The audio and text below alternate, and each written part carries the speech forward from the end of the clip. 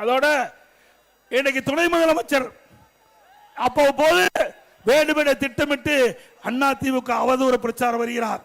ஒரு படத்தில் ஒரு பாட்டு இருக்குது, இரவில் ஆட்டம் பகலில் தூக்கம், இரவனில் ஆட்டம் பகலில் தூக்கம், இதுதான் எங்கள் உலகம், எங்கள் உலகம் இதுதான் ஒரு பாடல் வருது. அது மாதிரி இன்று இருக்கின்ற துணை முதலமைச்சர் இரவுல பகல்ல நாட்டு மக்களையே பார்க்காத முதலமைச்சர்.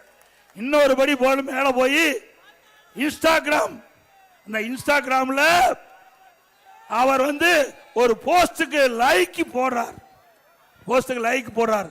அது என்னன்னு நீங்களே முடிவு செஞ்சீங்க. எப்ப போடுறாரு? நள்ளிரவுல போடுறார், நேரம் நள்ளிரவுல இந்த லைக் போடுறார். இப்படிப்பட்ட துணை முதலமைச்சர் நாட்டுக்கு தேவையா?